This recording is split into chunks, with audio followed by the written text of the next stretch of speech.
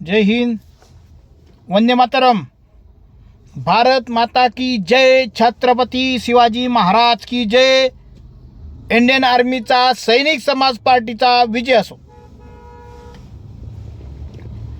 Live यायचं कारण म्हणजे माझ्या भारत देशाचे जवान, शेतकरी, वीरपत्नी, वीरमाता, सर्वसामान्य जनता, सर्व जनतेला माझा मनापासून मन भरून नमस्कार। खरोखरच राजकारणामध्ये चाललेल्या घडामोडी पाहून खूप दुःख वाटत आहे। आय एस लोकांना, IPS अशा विविध अधिकाऱ्यांना, सच्चाईने काम करणाऱ्यांना ह्या महाराष्ट्रामध्ये चांगलं काम करू देत नाही, हे मोठं शोकिंतिका आहे। म्हणून जे खरे मौल्यवान हिरे आहेत त्या हिऱ्यांना चांगलं काम करून देण्यासाठी सैनिक समाज पार्टी नेहमी सपोर्ट करेल। मला सांगा, IAS अफसरांनी एवढं सुंदर काम करून सुद्धा त्यांच्यावर त्याला निलंबित करायची घोषणा ज्या आमदारांनी केली, त्या आमदारांना मी सांगू इच्छितो, तुम्ही आमदार बनले याचा अर्थ महाराष्ट्राचे, त्या विधानसभेचे तुम्ही मालक बनले नाही। कारण IAS बनण्यासाठी त्या विद्यार्थींना किती कष्ट सोसावे लागतात याची तुम्हाला जाणीव नसल्यामुळे तुम्ही एक IAS अधिकाऱ्याच्या विरोधात विधानसभेमध्ये गोंधळ घालता, ही एक मोठी शोकांतिका आहे। म्हणून मी सांगू इच्छितो, आमदार साहेब,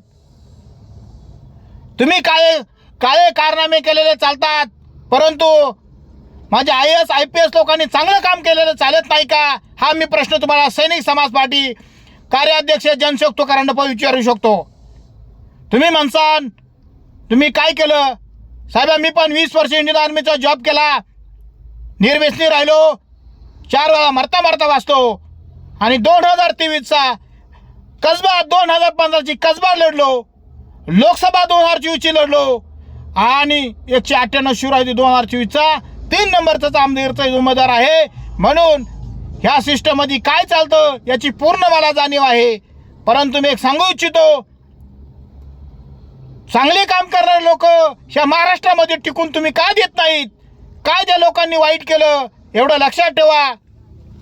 तुम्हाला निवडून देताना सर्वसामान्य जनतेने हा कधी विचार केला नाही। तुम्ही असे खोटे नाटे कुभांड करून IAS IPS लोकांना, चांगल्या लोकांना परेशान करून सोडतात।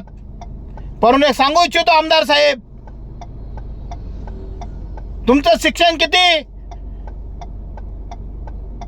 तुमच्या शिक्षणाचे विचार करता, तुमची कल्पना करायची शक्ती सुद्धा निगेटिव्ह असं मी विचार करतो। परंतु तुम्ही पैशाच्या जोरावर, सत्तेच्या जोरावर माझ्या IAS IPSांना बदनाम करीत असेल, हे कदापि सैनिक समाज पार्टी हे करू शकणार नाही किंवा सैनिक समाज पार्टी सपोर्ट करणार नाही। मला सांगा, भारत देश, महाराष्ट्र IAS IPS यांच्या जीवावर चालतो, म्हणून त्यांना कुठल्याही प्रकारचं चांगलं काम करण्यासाठी तुम्ही रोखू शकत नाही। हा एक सगळ्यात महत्त्वाचा मी एक संदेश तुम्हाला देऊ इच्छितो।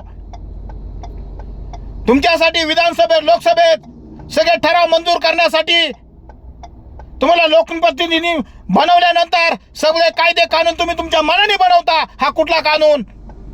लक्षात ठेवा, ही सर्वसामान्य जनता, वीरपत्नी, वीरमाता, माझे सैनिक तुम्हाला मतदान करतात आणि तुम्ही निवडून येता, आणि याचा गैरफायदा तुम्ही घेता असाल, हे कदापि सैनिक समाज पार्टी कधी याला तुम्हाला सपोर्ट करू शकणार नाही। म्हणून भविष्यात जर सैनिक समाज पार्टी जर आली, राज्यात येऊ, कुठं पण येऊ, तर एक महत्त्वाचा नेम केला जाईल, जो उमेदवार स्वच्छ प्रतिमेचा असेल, ज्या उमेदवार गुन्हे नसतील, जो उमेदवार गोरगरिबाला त्रास देत नसेल, अशाच उमेदवाराला निवडून दिलं जाईल किंवा अशाच उमेदवाराला पुढे भविष्यात राजकारणात आणलं जाईल। कारण आपला भारत देश पुन्हा वीरपत्नी वीरमाता लोकशाही टिकवायचीच असेल हे करणं गरजेचं आहे, परंतु सत्तेत बसलेली लोक करत नाही, ही मोठी दुर्भाग्य आहे. का माझ्या सर्वसामान्य जनतेला का प्रतिनिधी नको, लोकप्रतिनिधी का नको? तुम्ही काय तुमच्या फक्त काय तुमच्या काय घरची ठेव आहे का तुम्ही तुमच्या घरातली पाच पाच सहा आमदार बनू शकतात? माझी सर्वसामान्य जनता का बनू शकत नाही? माझ्या सर्वसामान्य जनतेचा विचार कोण करणार? पण एक लक्षात ठेवा, सर्वसामान्य जनतेचा विचार करण्यासाठी सैनिक समाज पार्टी आणि आमची सगळं कार्यकारिणी प्रसिद्ध आहे. मी आता एक सांगू शकतो ते आमदार साहेबांना, आमदार साहेब तुम्ही आतापर्यंत किती तिकीट घेण्यासाठी किती हेल्पटे घातले मला माहित नाही, पण त्या कार्याध्यक्ष ह्या नात्याने मी बोलू शकतो. आमदारकीची 10 आणि खासदारकीची 10 तिकीट वाटणारा हा कार्याध्यक्ष आहे. म्हणजे सांगायचं तात्पर्य म्हणजे काय, 27, 28, 29 वर्ष सुद्धा मुलांना आम्ही अल्पखर्चात निवडणूक कशी करायची हे करण्यासाठी प्रयत्न केलेला आहे. म्हणून मी तुम्हाला काय जास्त बोलत नाही. चांगले काम करणाऱ्या लोकांना, चांगले कार्य करणाऱ्या लोकांना, जनतेची सेवा करणाऱ्या लोकांना, सर्वसामान्य जनतेला त्रास द्यायचा आहे कुठलाही अधिकार ह्या राजकारणाला नाही. लक्षात ठेवा, तुम्ही तुमच्या स्वतःच्या सोबत निवडून गेलेलं नाही, तर तुम्हाला सर्वसामान्य जनतेने, माझ्या सैनिक वीरपत्नी वीरमाताने सगळ्यांनी तुम्हाला मतदान केले याची नेहमी जाणीव ठेवा. जास्त काय बोलत नाही, परंतु भविष्यामध्ये असं IAS IPS विरुद्ध काही जर